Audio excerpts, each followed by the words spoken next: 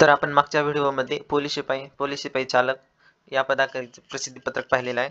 तर आपण आता बॅट्समॅन साठी बघणार आहोत. पोलीस शिपाई बॅट्समॅन भरतीसाठी बघणार आहोत.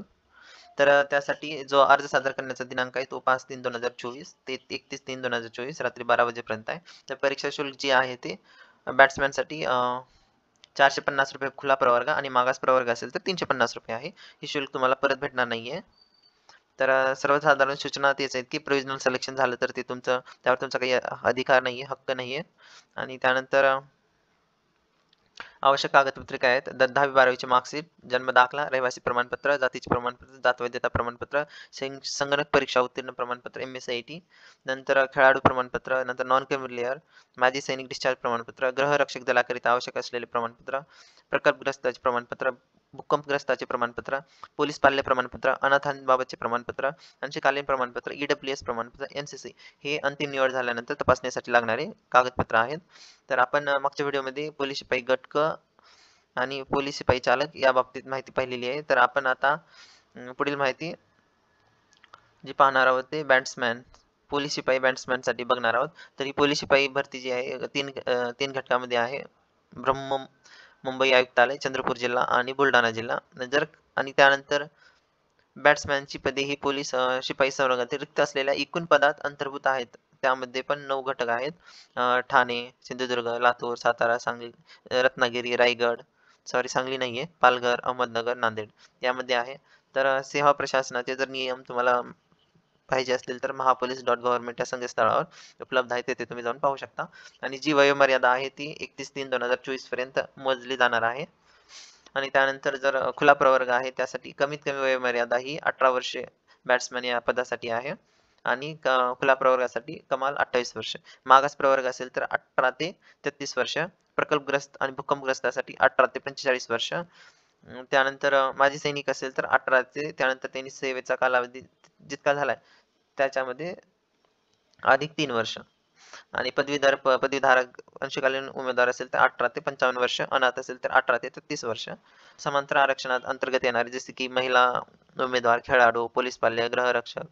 जर त्यामध्ये महिला उमेदवार, पोलीस पाल्य आणि गृहरक्षक यांच्यासाठी 18 ते खुला प्रवर्गासाठी 28 वर्ष आणि मागास प्रवर्गासाठी 33 वर्ष. हे महिला उमेदवार, त्यानंतर पोलीस पाल्य आणि गृहरक्षकासाठी. आणि खेळाडू उमेदवारासाठी 18 ते खुला प्रवर्गासाठी 28 अधिक 5 वर्ष, त्यानंतर मागास प्रवर्गासाठी 33 अधिक 5 वर्ष. आणि माजी सैनिक आहे त्यासाठी कमीत कमी 18 वर्ष आणि त्यानंतर 28 अधिक 3 वर्ष आणि मागास प्रवर्ग असेल तर 33 अधिक 3 वर्ष. शैक्षणिक अर्हता यामध्ये काय सांगितलंय त्यांनी? 10वी परीक्षा उत्तीर्ण आवश्यक आहे. माध्यमिक उच्च माध्यमिक शिक्षण मंडळे महाराष्ट्र जे अधिनियम आहे त्याच्या अंतर्गत माध्यमिक शाळा प्रमाणपत्र उत्तीर्ण 10वी उत्तीर्ण आवश्यक आहे, SSC. तर त्यासाठी शारीरिक पात्रता जी आहे, महिला उमेदवार असेल तर 155 सेंटीमीटर पेक्षा कमी नसावी आणि पुरुष उमेदवार असेल तर 165 सेंटीमीटर पेक्षा कमी नसावी. आणि छातीच्या बाबतीत महिला उमेदवार असेल तर त्यांना छातीची काही हे नाही आवश्यकता. पुरुष उमेदवाराकरिता न फुगवता 79 सेंटीमीटर पेक्षा कमी नसावी व न फुगवलेली छाती व फुगवलेली छाती यातील फरक 5 सेंटीमीटर पेक्षा कमी नसावा.